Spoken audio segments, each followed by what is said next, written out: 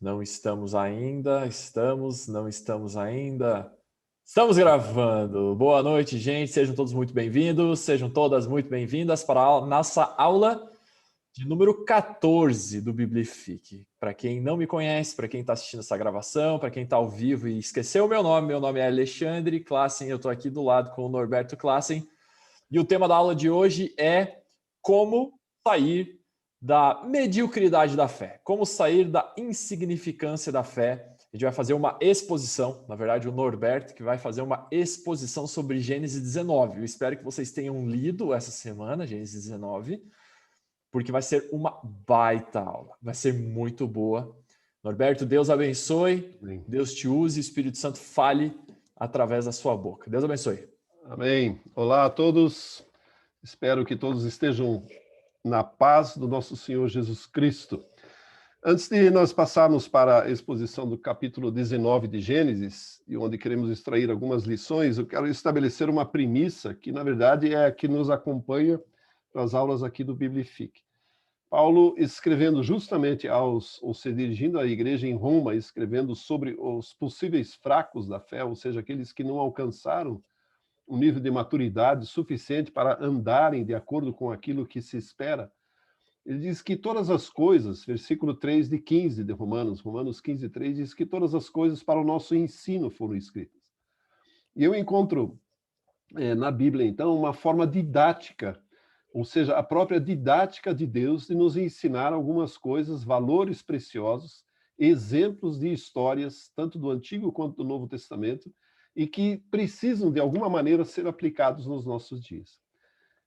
Aos Coríntios, Paulo escreve que, inclusive relembrando muitas coisas e vários fatos, 4 fatos especificamente, que aconteceram no deserto, enquanto Israel estava no deserto, foi a aula que o Alexandre deu há dias atrás, menciona também que o que aconteceu ali nos serve de exemplo para que não incorramos nos mesmos erros. Então, eu creio que esse princípio vale. Nós olhamos para trás, naquilo que a Bíblia nos fala, nos ensina, e temos ali exemplos tanto positivos quanto negativos. Ou seja, aquilo que aqueles homens alcançaram diante de Deus nos serve como exemplo positivo. Podemos seguir os mesmos princípios, as mesmas caminhadas, desde que atualizados para a realidade do Novo Testamento, que é diferente. Da mesma forma, os exemplos do Antigo Testamento, que não nos servem, e do Novo Testamento da mesma forma. Jesus foi muito sábio em algumas ocasiões em lembrar de acontecimentos do Antigo Testamento. E eu sou professor de Antigo Testamento e uma das coisas que muitas vezes falei e costumo falar que, na verdade, a Bíblia toda é a nossa história. E o Antigo Testamento precisa nos interessar de alguma forma, né? Porque ali está toda a origem do Novo Testamento. Um não existe sem o outro. Muito bem, colocando esse primeiro aspecto, outro que eu quero relacionar, inclusive, com os assuntos que estamos tratando aqui, é justamente sobre a fé. Hebreus capítulo 11, versículo 6, diz que sem fé é impossível agradar a Deus. E aquilo está no contexto de Enoque, que nós já tratamos em aulas anteriores aqui também. E eu fiquei me perguntando, né, e é uma reflexão que essas últimas semanas tem despertado no meu coração um pensamento, o quanto eu, pessoalmente, Norberto, tenho uma maturidade de fé e o quanto eu estou, de fato, agradando a Deus. Numa das aulas eu fiz um comentário no final, perguntando, e um desafio é o quanto nós, de fato, acreditamos na oração ou nas nossas orações. E eu fico me perguntando no meu momento de oração se eu não estou simplesmente terceirizando uma responsabilidade que é minha.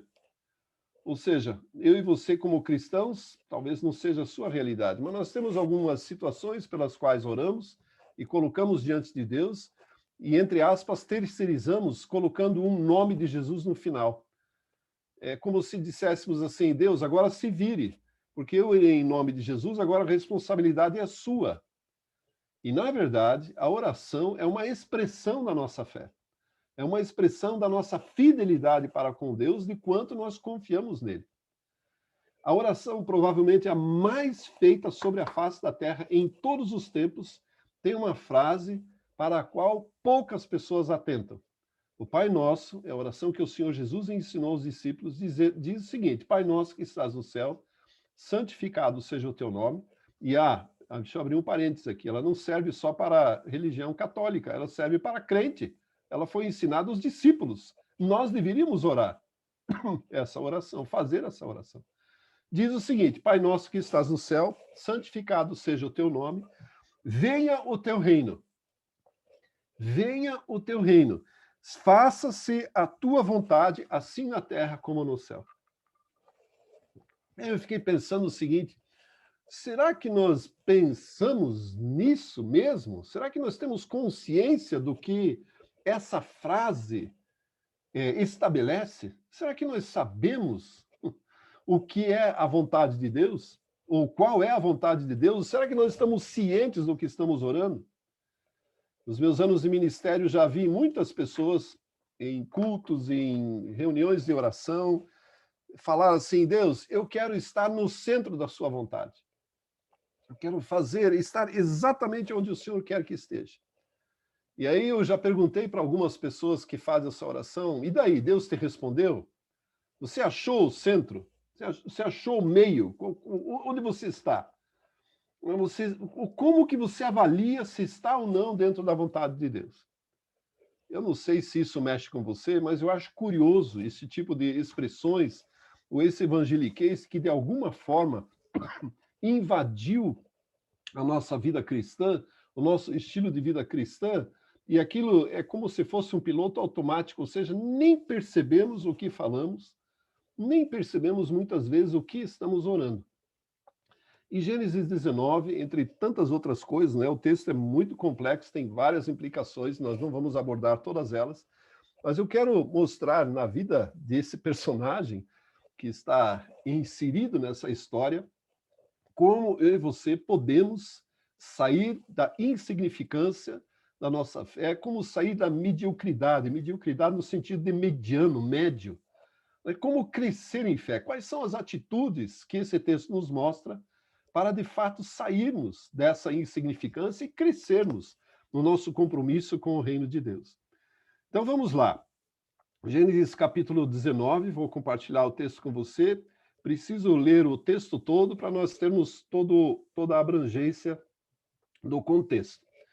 19 diz o seguinte: ao anoitecer vieram os dois anjos a Sodoma, e a cuja entrada estava Ló assentado. Só antes aqui, para quem não sabe, não conhece a história, em Gênesis 18, Deus e mais dois anjos, ou o Senhor e mais dois anjos, os seres espirituais, visitam Abraão, que é o tio de Ló, numa outra região, e diz o seguinte: já deu para Sodoma, ela vai ser destruída, e eu estou aqui para te avisar, porque eu não quero fazer nada sobre a terra sem que você, Abraão, meu amigo, saiba. Eu estou parafraseando o texto, mas é mais ou menos assim. E aí aquele outro ser, que provavelmente é uma teofania, o próprio Senhor fica com Abraão, e os dois anjos vão então a Sodoma, onde Ló mora. E pelo fato de ele estar aqui assentado na entrada da cidade, significa que ele era um homem importante na cidade. Ocupava uma posição, porque é na porta da cidade que as grandes questões eram resolvidas. Então, o fato de ele estar ali significa ou menciona a sua importância. Adiante. Este, quando os viu, levantou-se e, indo ao seu encontro, prostrou-se, rosto em terra. E disse-lhes: eis agora, meus senhores, vinde para a casa do vosso servo, pernoitai nela e lavai os pés. Levantar-vos-ei de madrugada e seguireis o vosso caminho. Responderam eles: não, passaremos a noite na praça. Instou-lhes muito e entraram em casa dele. Deu-lhes um banquete, fez assar uns pães asmos e eles comeram. Mas antes que se deitasse, os homens daquela cidade cercaram a casa, os homens de Sodoma, tanto os moços como os velhos, sim, todo o povo de todos os lados. E chamaram por Ló e lhe disseram: onde estão os homens que à noitinha entraram em tua casa? Traze-os fora a nós para que abusemos deles.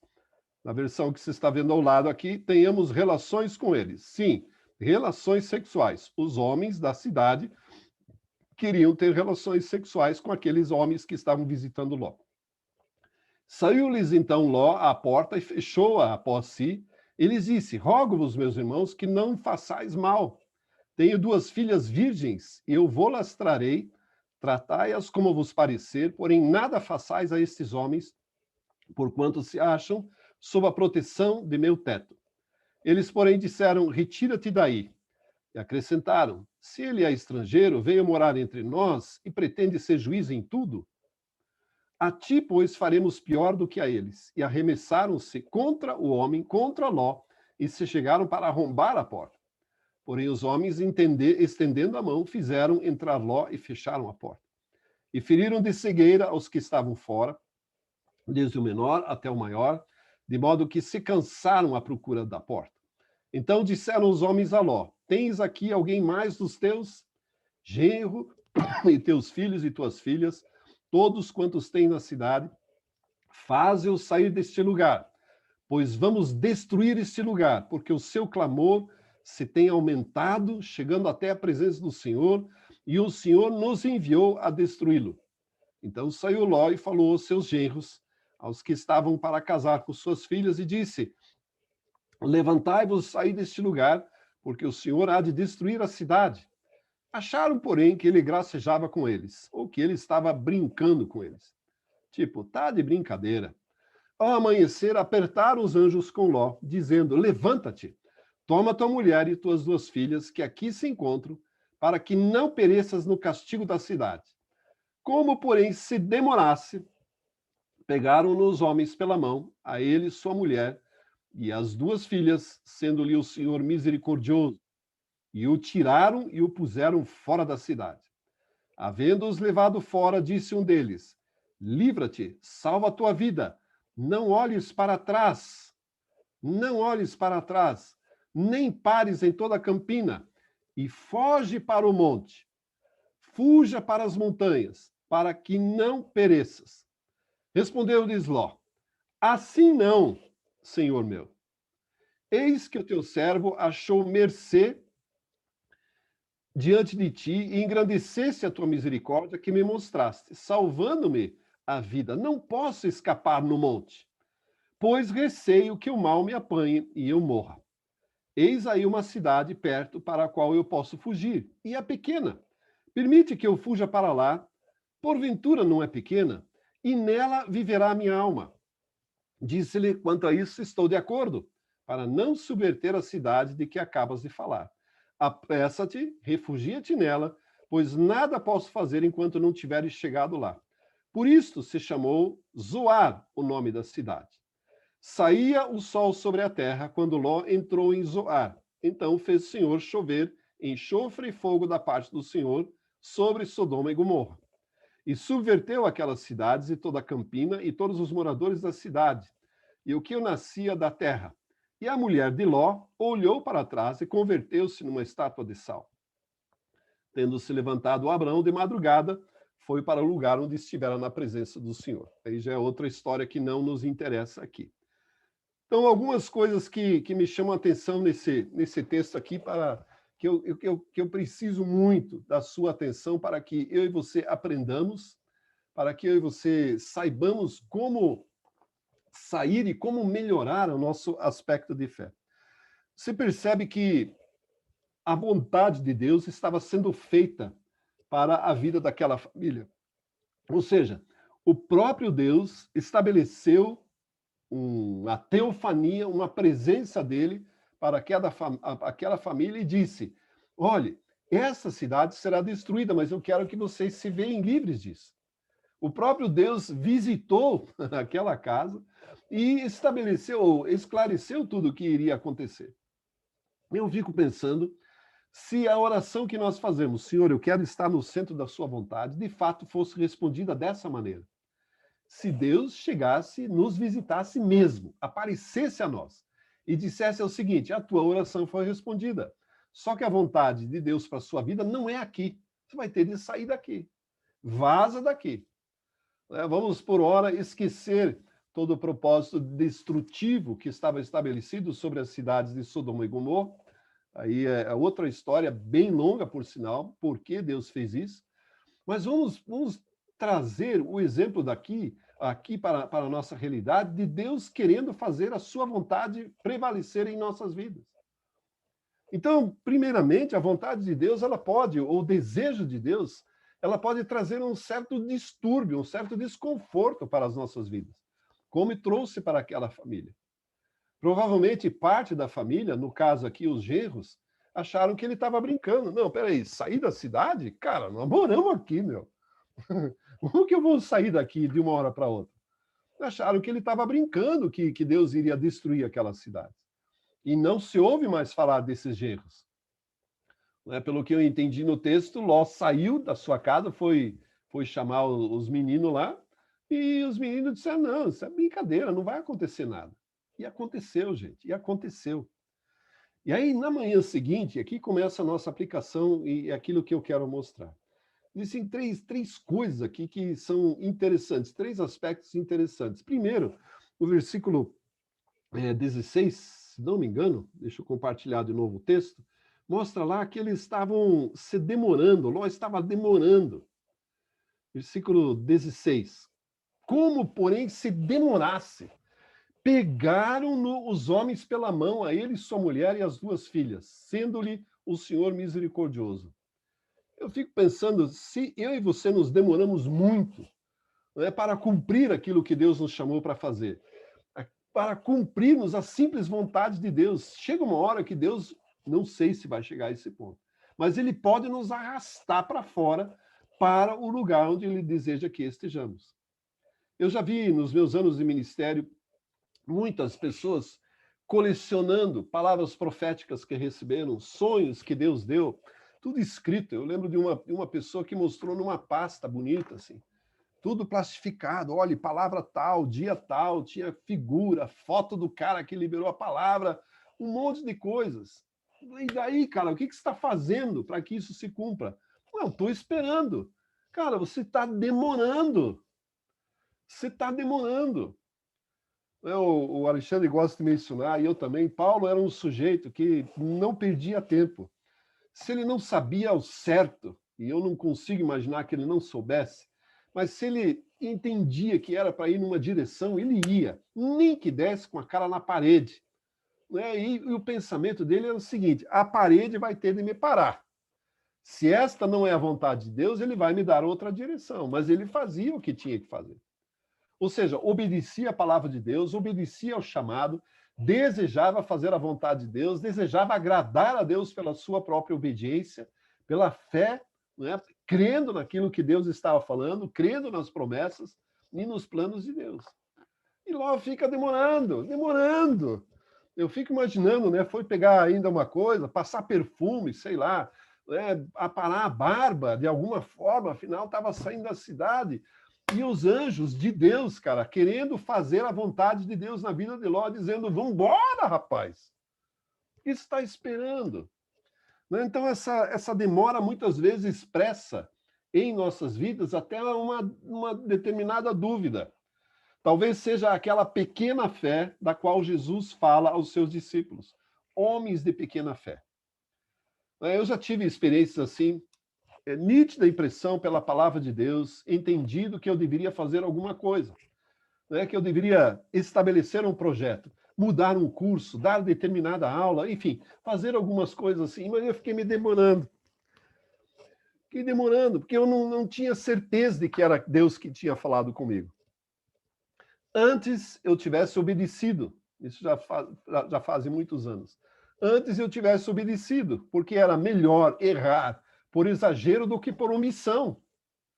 Então, fica demorando, mostrando a total incredulidade, ou pelo menos não a convicção de que as promessas de Deus são verdadeiras, e não vai à frente, ou seja, não avança. Então, essa é uma característica que se apresenta aqui. Demoraram, e os anjos, então, finalmente pegaram na mão da família toda de Ló e diz, vambora. E aí vem a ordem muito interessante, né? Olha, nós temos um lugar previsto para você. Deus disse para você ir para os montes. Duas instruções claras aqui. Não olhe para trás. Ló, família, vocês estão ouvindo? esposa, mulher de Ló, não aparece o nome aqui. E nem as filhas, vai aparecer mais tarde. É o seguinte, ó, não olhe para trás. Foge para os montes. Pega o trecho, vá em frente e suba para os montes. E aí, o primeiro princípio que eu quero abordar aqui é deixar atrás, ou seja, para fazer a vontade de Deus, para sair da insignificância, da vida de mediocridade, o negócio é deixar para trás, não olhar para trás. Foi uma ordem muito clara. Né? E nós sabemos pela sequência da história, aliás, um dos personagens mais famosos que existe na história bíblica é a mulher de Ló, cujo nome desconhecemos. No versículo mais para frente, diz lá que a mulher de Ló olhou para trás, versículo 26, e se tornou uma estátua de sal. Acontece o seguinte, tem um detalhe que nós não percebemos aqui, ou que muita gente não percebe.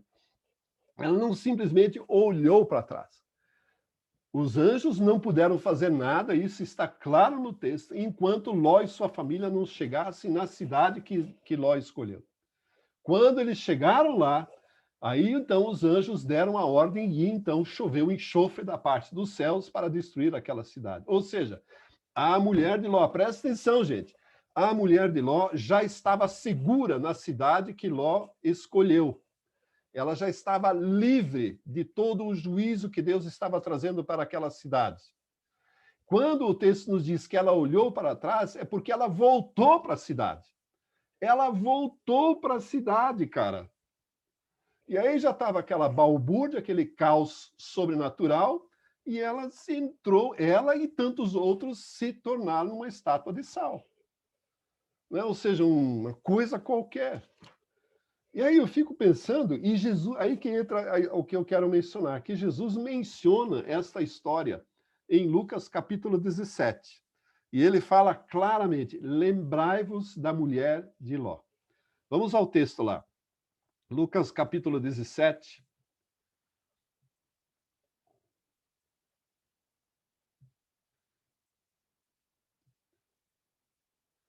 Lucas 17, não 14. Eu quero Lucas 17. Vamos lá. Lucas 17, versículo 33. Olha lá. Aqui, ó, 32. Lembrai-vos da mulher de Ló. E já emenda. Quem quiser preservar a sua vida, perdê-la-á. E quem perder de fato, a salvará. Lembre-se da mulher de Ló. Por que será que Jesus fala isso? Naquele contexto ali de Lucas 17, há uma discussão com os fariseus, e a pergunta que eles fizeram a Jesus é o seguinte: quando vem o reino de Deus? Quando o reino de Deus se manifestaria? E Jesus, na verdade, com toda a sua ação, toda a sua vida ministerial, ele já estava manifestando o reino de Deus. Mas eles não perceberam, não queriam perceber, e Jesus cita as histórias. Ele diz, é o seguinte, o reino de Deus ele não vem de forma visível, vocês não vão ver. Ele vai vir sorrateiramente. Ele não vem com som de trombetas. Vai ser como nos dias de Noé. Casavam e davam-se casamento, comércio, serviço, negócios para lá e para cá, e de repente o dilúvio veio. Noé ficou construindo aquela barcaça dele durante 100 anos, dizendo praticamente todos os dias, gente, vai chover, hein? Se arrependa do mal, vai chover, vai... E ninguém acreditava, nunca tinha chovido na terra, nem sabia o que era. E Jesus emenda no mesmo contexto e diz, vai ser como nos dias de Ló em Sodoma e Gomorra. Casavam, davam-se de casamento, compravam, vendiam, ou seja, viviam a sua vida natural, normal, e de repente a vontade de Deus se estabeleceu. E Ló foi avisado disso, Ló foi prevenido disso. Olha, existe uma solução para você não entrar nessa mesmice. Não olhe para trás, não olhe para trás. Não olhe para aquilo que você precisa deixar. Eu não sei o que a mulher de Ló deixou lá. Pelo fato de não mencionar o nome, isso provavelmente mostra que ela era da cidade. Então, era uma cidadã daquela cidade. Sei lá, eu fico pensando o que nós não queremos abandonar para fazer a vontade de Deus. O que nós não queremos deixar para trás? Sei lá, nossa casa, nosso trabalho, nosso conforto, nossa disciplina, nossa série de Netflix, não sei o quê. O que será que impede de pessoas de estudarem mais a Bíblia, de ingressarem numa plataforma como essa, de estudar mais a palavra de Deus, de descobrir qual é o propósito de Deus para a sua vida, enfim, de se envolverem no reino de Deus?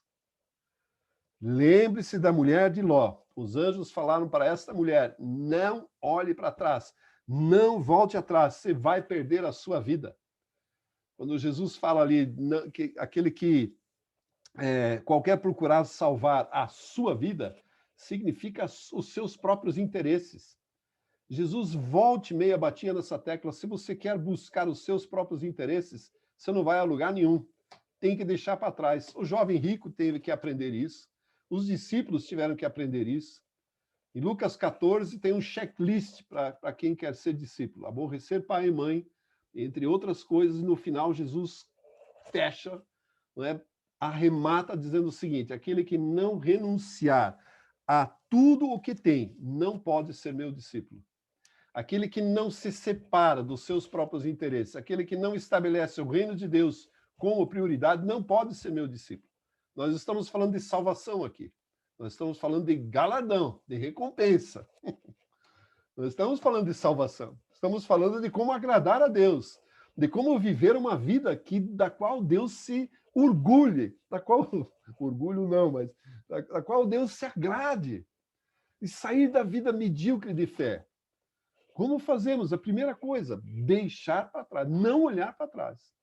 Não é? Deixar não é questionar, não é querer fazer do meu jeito. Vocês perceberam no texto que Ló começa a dizer o seguinte: os anjos disseram para ele o seguinte: ó, os montes, está aqui, ó, pega esse trecho, vai em frente, aquele é o lugar que eu tenho para você. E aí Ló diz o seguinte: não, peraí, assim não, meu senhor. Assim não, Adonai. O senhor ali é a palavra formal para senhor. Ele estava respeitosamente tratando aquelas pessoas. Não, eu tenho um outro jeito de fazer, de cumprir a vontade de Deus. Eu tenho o meu jeito de fazer aquilo que Deus quer. Gente do céu. E aí ele diz, olha, em vez de eu caminhar aqui para cima, né, porque subir o monte nem sempre é fácil. Vai exigir disciplina, esforço, não é? Fazer a vontade de Deus, cumprir aquilo que Deus quer, não é tarefa simples. Demanda esforço, disciplina. Demanda tempo. E aí Ló preferiu o seu próprio conforto e diz o seguinte: não, é o seguinte, senhor, deixa eu ir para aquela cidade aí, ó. Não é muito longe daqui, é pequena, é um lugar pequeno ali. Deixa eu ir para lá. E aí diz que nem demoraram muito para chegar lá, porque o sol ainda, eles saíram ao amanhecer, o sol nem tinha levantado bem, eles já chegaram na cidade. Agora, preste atenção no nome da cidade, ela se chama Zoar. Se você olhar em qualquer número de Strong, qualquer aplicativo, você vai descobrir o nome, o significado da cidade de Zoar. É insignificância, pequeno. E o princípio que eu tiro disso é o seguinte: quando eu e você queremos fazer a vontade de Deus do nosso jeito, nós permanecemos na insignificância, na mediocridade, na pequenez. Deus tem um propósito para a nossa vida, tem uma vontade, a sua palavra declara a vontade dele para nós. Priorizar o reino, viver pela fé, estar em Cristo, viver uma vida de santificação, cumprir o seu propósito, você vai encontrar, enfim, todas as instruções. Viver como nova criatura, deixar as coisas no passado. Mas aí dizemos, não, mas espera aí, eu prefiro fazer meio expediente de cristianismo. No meio expediente eu quero viver como eu quero. Eu quero fazer do meu jeito. Não vai rolar. Ou é integral, ou é expediente integral, ou é vida integral com Cristo e em Cristo, que é a ênfase que nós damos muito aqui no Biblifique, a vida cristã, a vida com Deus está em Cristo, ou não é, ou ela não acontece. Ou nós estamos inseridos naquilo que Deus deseja para nós, ou nós vamos permanecer na insignificância, na pequenez, na mediocridade da vida cristã. Você percebeu isso? Agora, interessante, né? E aí é o último aspecto que eu quero mencionar aqui, que são justamente os montes, né? Escapa-te para os montes. Por que será que esta instrução foi dada por esses enviados de Deus, da parte de Deus para Ló? O que tem de especial no monte? E aí, quando olhamos a Bíblia, nós temos uma geografia na própria terra de Israel que é bem pródiga em montes. Se você olhar um mapa físico que mostra a geografia da Terra, você vai perceber que existem duas cordilheiras, duas colunas de montanhas bem nítidas, e o vale do Rio Jordão. E os montes, eles têm um significado muito especial, espiritualmente falando também. Então eu quero tratar um pouco da geografia espiritual, da qual esse texto trata. Então, os princípios que estamos vendo aqui. Primeiro, não se demore. Em segundo, não olhe para trás. Em terceiro, escapa-te, foge, vá para os montes. Por que os montes são tão significativos e por que esses anjos queriam, insistiram para que Ló fosse para lá? Porque os montes, espiritualmente falando, revelam a própria vontade de Deus para as nossas vidas. Nós percebemos, ao estudarmos desde o Antigo Testamento, que muitas coisas acontecem nos montes, é onde Deus se manifesta. Né? Existem montes famosos. Você vai conhecer o Monte Horebe, ou o Monte Sinai, onde Deus estabeleceu a aliança com o povo de Deus. Onde ele revelou toda a sua vontade para Israel como nação e declarou o propósito de Deus. Foi naquele monte, no Sinai. Nós podemos olhar o Monte Carmelo, que é onde Elias confrontou, numa batalha espiritual violentíssima, todos os profetas de Baal e os profetas de Astarote, que era a deusa que aquele povo servia, o povo de Deus servindo deuses. E chegou a tal ponto, que para mim é um dos textos mais dramáticos de toda a Bíblia. Elias diz o seguinte, vou abrir um parênteses aqui, Elias diz o seguinte, 1 Reis capítulo 18, vamos fazer um teste aqui, se Deus é Deus, então nós vamos servi-lo. Se Baal for Deus, então nós vamos servi-lo. E o povo ficou quieto. Ou seja, a idolatria, a apostasia, a falta de fé, de compromisso com a vida com Deus chegou a tal ponto que o povo já não sabia quem servir. E aí os profetas lá ficaram o dia inteiro fazendo a macumba deles lá, e Elias fez uma oração de cincão, aquela de 1,99. Deus de Israel, de Isaac e de Israel, ou de Jacó, para que este povo saiba que tu és Deus, manda fogo. E o fogo veio. Só isso que ele disse. Isso aconteceu no Monte Carmelo, no Monte Carmelo. Então é onde o poder de Deus se manifesta, onde o sobrenatural depõe todas as forças malignas, é onde a batalha espiritual é vencida, é no monte. Nós temos vários outros na Bíblia, o Monte da Transfiguração, onde Pedro e João e Tiago tiveram uma experiência extraordinária. Jesus recebendo as instruções de Moisés e Elias, não me pergunte detalhes, nós trataremos isso num outro dia, recebendo instruções dos seus últimos momentos sobre a terra, e ele foi transfigurado, ou seja, a glória de Deus veio sobre a vida de Jesus. Experiências extraordinárias. Jesus foi embora no Monte das Oliveiras, subiu ao Monte das Oliveiras, diante do olhar atônito dos discípulos, disse, estou indo, tchau, daqui a pouco eu volto. E os anjos que estavam lá disseram, do jeito que vocês viram ele voltar, ele vai descer. No mesmo lugar, no Monte das Oliveiras. Então, quando Jesus voltar, ele vai descer sobre o monte.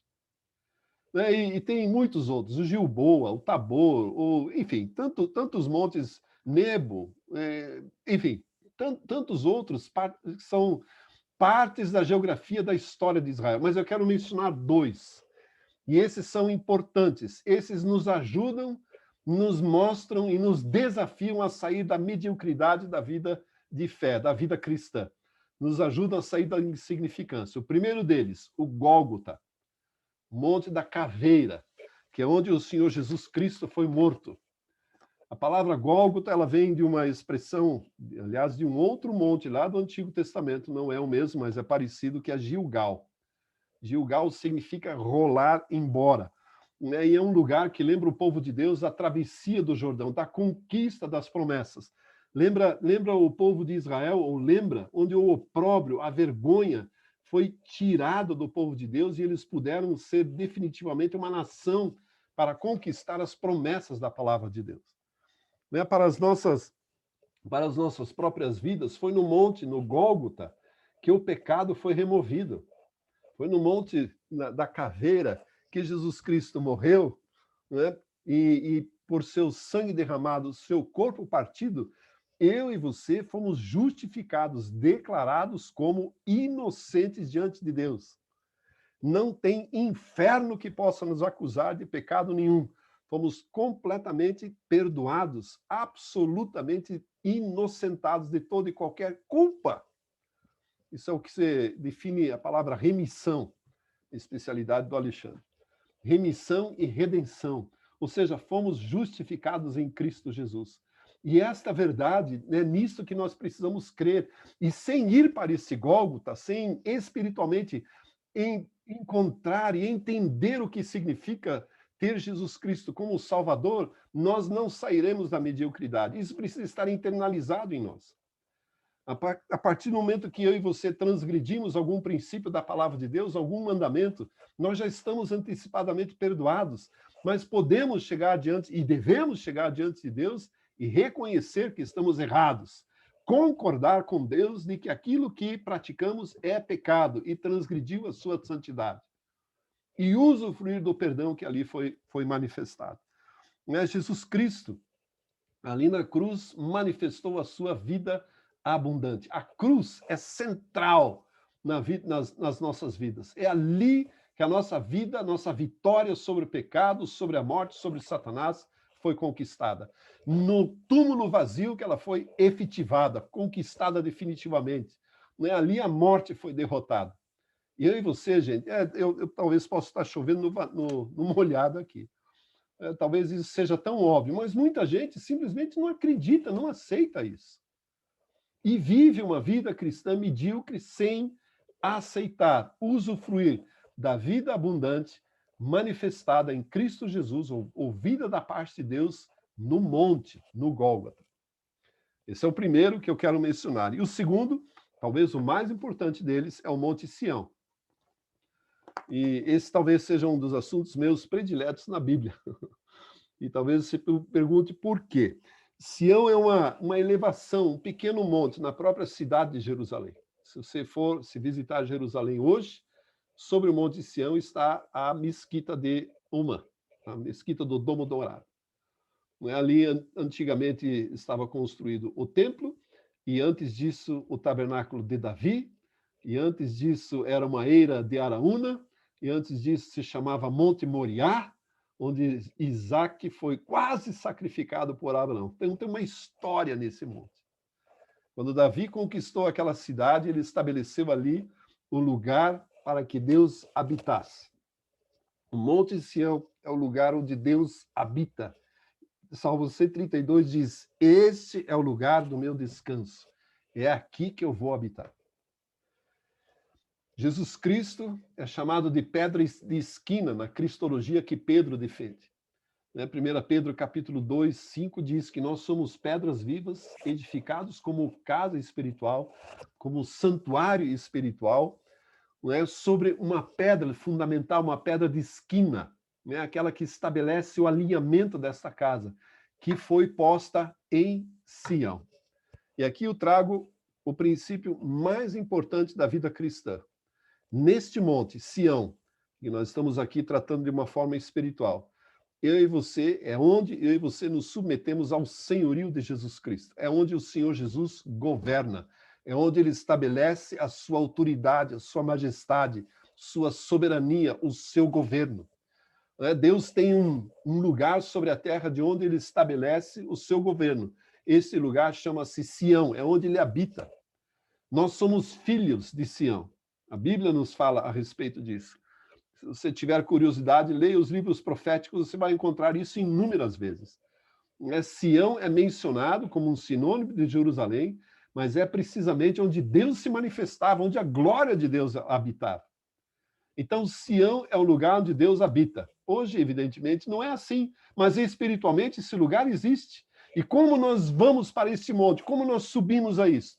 Quando eu e você nos submetemos ao senhorio de Jesus Cristo, quando declaramos que Ele é nosso Senhor, que Ele tem autoridade sobre todos os aspectos da nossa vida, sobre tudo, nosso casamento, nossa vida financeira, nosso trabalho, nosso ministério, nossa casa, todos os bens que temos, tudo pertence a Ele, tudo vem dele, Ele é a fonte de todo o benefício que eu e você temos. Gente, eu e você merecíamos ir ao inferno por conta dos pecados que eu e você cometemos. Não existe punição menor para o pecado, qualquer um, do que a morte. E fomos privados dela num monte chamado Gólgota. Agora eu e você, no mínimo, devemos nos submeter a um outro monte, que é o Sião, onde Jesus Cristo estabelece o seu senhorio, onde ele é Senhor absoluto, governante, mestre, dono, senhor, autoridade máxima sobre todo e qualquer universo. É no Monte Sião, gente. É sob o senhorio de Jesus Cristo que todo joelho vai se dobrar, cedo ou tarde, do céu, do inferno e da terra. Todos vão se dobrar. Hoje, os ímpios deitam e rolam, fazem o que querem. A China quer fazer o quê? Estados Unidos quer fazer isso, Rússia quer fazer isso, Brasil quer fazer isso. Todo mundo, um dia vai se dobrar diante de Jesus Cristo. Quanto mais rápido eu e você fizermos isso, quanto mais cedo nós optarmos em sermos servos do Senhor Jesus Cristo, e já falamos várias vezes sobre isso, que servo de Jesus é a posição mais honrosa que existe no reino de Deus. E é neste monte, em Sião, que se estabelece o governo de Deus. Então, quando falamos aqui, para terminarmos, né? Quando falamos aqui de escapar para os montes, de sair da mediocridade, sair da insignificância, é não olhar para trás, não voltar para trás. Aquilo que ficou no passado, deixe lá. Né? E aquilo que ainda temos que deixar, que nos impede de servirmos 100% à vontade de Deus, ao propósito de Deus, deixe para lá. Né? Deixar para trás significa priorizar o reino de Deus acima de tudo. Jesus foi muito claro à multidão que ele estava, que o estava ouvindo. Né? O famoso Sermão do Monte. Olhe, busque em primeiro lugar o reino de Deus e a sua justiça. E estas coisas, por favor, estas coisas vos serão acrescentadas, que são as necessidades básicas do cristão. Nós não precisamos temer. Nada vai nos faltar. Nada vai nos faltar, especialmente se nós priorizarmos o reino de Deus. Existem caminhos alternativos. A linha verde aqui em Curitiba, né, que a maioria de nós conhece, ela tem a via principal. Ela tem uma marginal. Só que a marginal, ela começa e termina. Né? Imaginando que o reino de Deus, como prioridade, é andar na via principal, então por que pegar a marginal?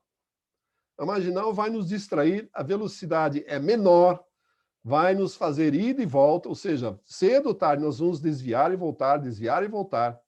Então é melhor permanecer aqui, estabelecer como prioridade o reino de Deus para sair da insignificância da vida de fé e viver intensamente para cumprir o propósito de Deus, para que a oração que Ele nos ensinou a fazer, Senhor, venha o teu reino, faça-se a tua vontade, assim na terra como no céu. E a oração é bem clara, né? Jesus ensina o seguinte: faça a tua vontade, não a nossa. Nós não queremos dar uma receita, um jeito para que Deus se manifeste em nossas vidas. Então, esses três princípios, pelo menos a mim, em Gênesis 19, ensinam. Não demore em fazer a vontade de Deus. Não olhe para trás. Não volte atrás de jeito nenhum. Porque o juízo de... Espero que não.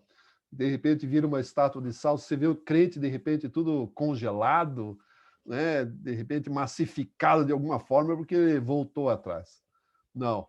Mas o exemplo está aí. É para nosso ensino que isso foi escrito. E principalmente a lição de Ló. Quando eu e você expressarmos assim, assim não, Senhor, já era. Nós vamos para a insignificância. Enquanto que se nos submetermos completamente àquilo que Deus determina, deseja de nós, nós vamos para os montes, e pelo menos nesses dois nós encontraremos a remissão, redenção e justificação, e encontraremos Jesus como Senhor, a quem eu e você devemos nos submeter para sairmos dessa vida de mediocridade da fé e vivermos intensamente todo o propósito de Deus e uma vida de fé que efetivamente agrade ao nosso Senhor Jesus Cristo. É isso aí.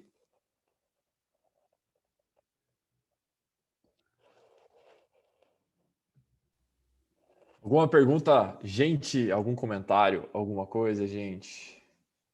Que isso, hein? Que isso? Boa ou não foi boa? Falei, eu avisei. Eu avisei. Falei que ia ser bom. Foi Pode perguntar à bom. vontade se tiver Fale, alguma. comentários, fale. Aproveitem, gente, que tem 15 pessoas na sala. Daqui a um tempo aí vai ter mais gente. Não sei se vai dar para ficar comentando, não. Então, aproveite. Se tiver um comentário, manda bala. Estamos aqui para isso. É isso? É isso? Gente, é o seguinte, deixa eu fazer um comentáriozinho. Parece meio básico a gente falar, Jesus é meu Senhor, Jesus é Senhor, Jesus é Senhor, Jesus é Senhor. Não é tão básico assim. Não é tão básico assim. Se fosse tão básico, Jesus em Mateus 7 não diria que muita gente vai chegar diante dele e falar Senhor, Senhor, e ele vai olhar e falar eu não te conheço. Não sei quem você é. Não tenho ideia de quem você é. O senhorio de Jesus, talvez, acho que até postei isso no Instagram hoje, fosse a mensagem, se me pedissem para pregar só isso o resto da vida, se pregasse uma vez, uma coisa só, ensinasse uma coisa só falasse uma coisa só. O resto da vida, eu falaria sobre isso. O senhorio Você teria de um Jesus. concorrente, eu também. Senhorio de Jesus. Concorrente não, né? Na verdade, trabalho conjunto. Trabalharíamos Isso. conjuntamente falando que Jesus é Senhor. Jesus é Senhor. Jesus é Senhor sobre todas as coisas. O mínimo que a gente faz é entregar absolutamente, inclusive a nossa vida física, se for necessário, para o propósito de Deus. Alguém tem um comentário? Silvia, você quer comentar alguma coisa? Quero, aham. Diga. Norberto, o monte que você diz que a gente encontra este lugar, seria para nós hoje a gente ir para o lugar secreto, buscar essas coisas no lugar secreto, essas verdades, aquilo que precisamos entregar, porque tem gente que você vê na caminhada cristã que já entende isso de cara e vive o propósito e flui. E outras pessoas não. Eles é um processo, né? E eu acredito que a gente vai entregando, a gente tem até vontade, até tem essa disposição de entregar, mas as coisas elas vão acontecendo num processo, e você vai entendendo as coisas conforme o Espírito Santo vai ministrando.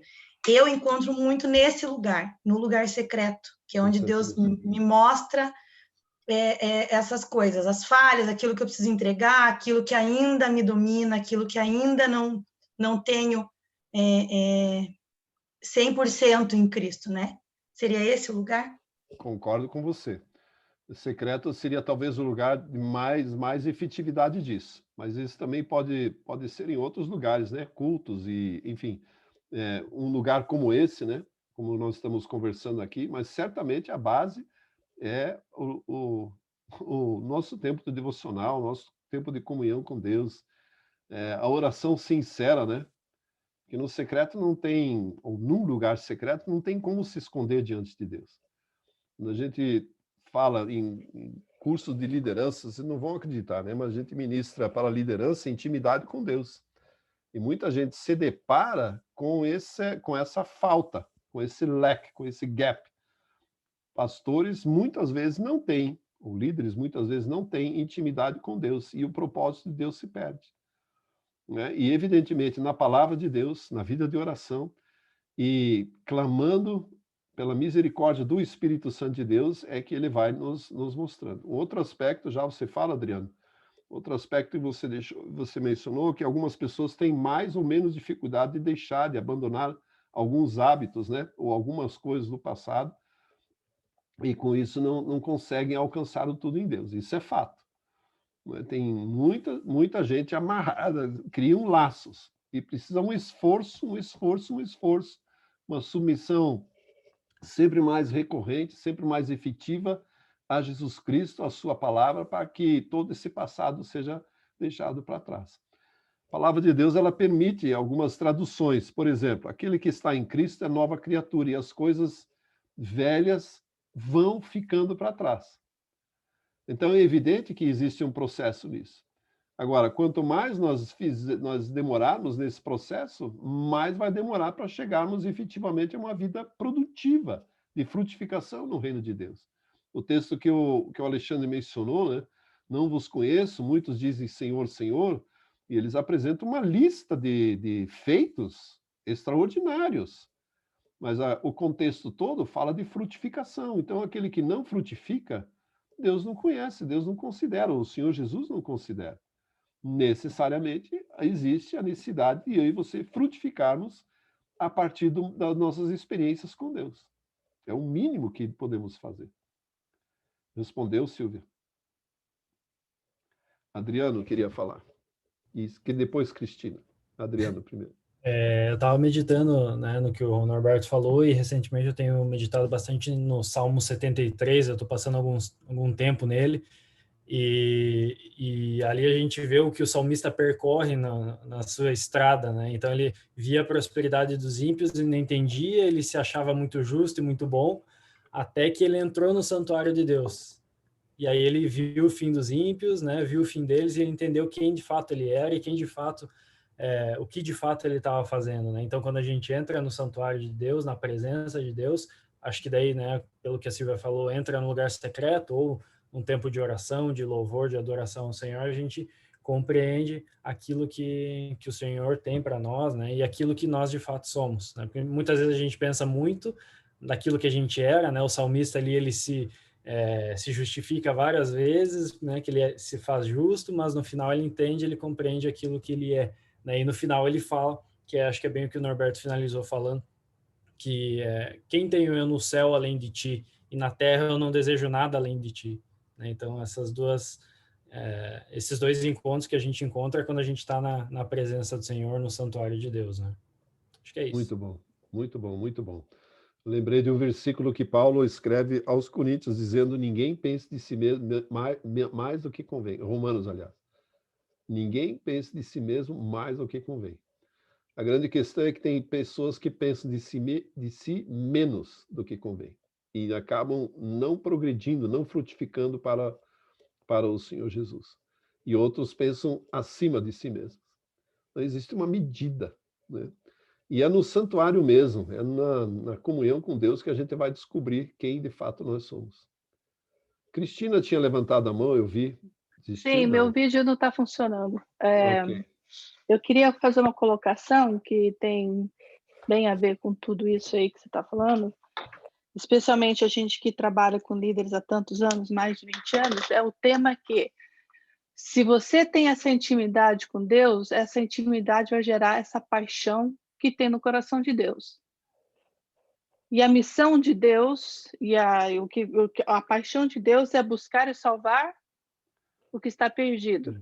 Então, a tua comunhão com Deus, a tua intimidade com Deus, vai gerar em você esse desejo e o propósito de Deus para a tua vida, de fazer aquilo que Ele quer.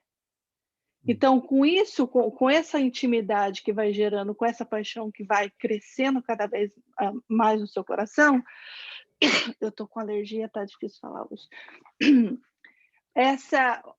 O fazer e largar, porque eu estou vendo como o Ló, como a esposa dele, de olhar para trás, isso acaba sendo tão irrelevante que você acaba simplesmente fazendo aquilo que Deus quer para a tua vida. Isso. Então é muito importante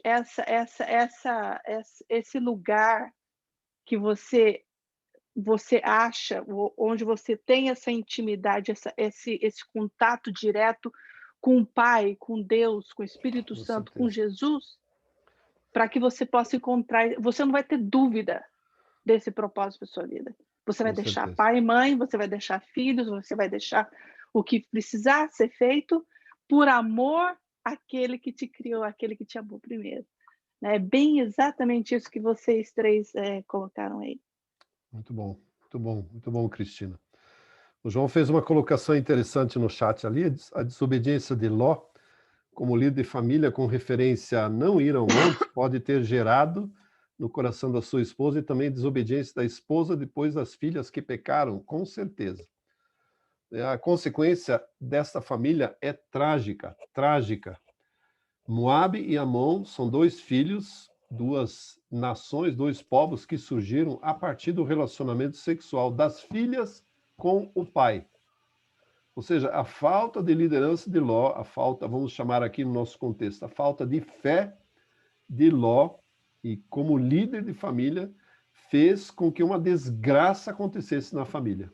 Os genros acharam que era brincadeira, ele não conseguiu convencê-los da seriedade da situação, muito provavelmente porque nem ele acreditava muito, pela demora que ele demonstrou. E depois as filhas tiveram esse relacionamento incestuoso com o próprio pai. É incesto que chama? Se não for, eu vou chamar. Se me permite uma palhinha também, eu acho que a paixão dele pela vida, que é a cidade, né? Porque ele não quis se retirar aos montes, onde é um lugar espiritual, me parece que a carne dele ainda falou mais alto, não, mesmo que seja um pequeno lugarejo, deixa eu ir para lá, é muito carne isso, né? É muito bem carnal. E isso talvez tenha levado à desgraça dele. Porque Com apesar certeza. dele honrar aqueles anjos todos, ele tinha uma paixão e ele não conseguiu ter o domínio próprio ainda, né? Eu fiquei pensando hoje à tarde sobre isso, né, o que levou ele a demorar, e o fato dele sentar na cidade, né, isso demonstra que ele tinha uma certa posição. Eu percebo que muita gente não abre mão, eventualmente, da posição que exercem, seja lá onde for, para, de repente, uma mudança que Deus quer promover. Então, Isso também me traz... Desculpa. Esse talvez tenha sido o ponto principal na vida de Ló. Na vida da mulher de Ló, provavelmente é a casa, a decoração da casa, o vestido, a bolsa, sapato, sei lá, alguma coisa, cara, que fez com que ela voltasse para trás. Porque aquela...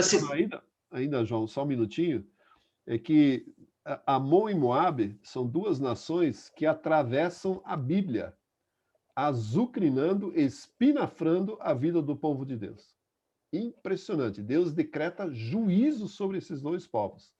E aí, quando a gente percebe a origem, é aqui, nessa história simplória, nessa desobediência. Então, preste atenção nas consequências que os nossos atos, né, os nossos desatos, ou aquilo que deixamos de fazer, pode representar na sequência da história de todo um povo de Deus. Você veja que interessante, né? Apesar de eles foram salvos, né? Assim como... Não questiono isso, ok. Assim como nós, né? Somos salvos, mas será que nós estamos com a paixão ainda na cidade? Isso. Apesar de termos o temor, apesar de sermos salvos, milagrosamente, talvez essa paixão na cidade nos leve a uma desgraça. Boas reflexões. É isso aí, gente. Muito obrigado. É isso, galera. Boa noite. Deus abençoe. E até a próxima aula.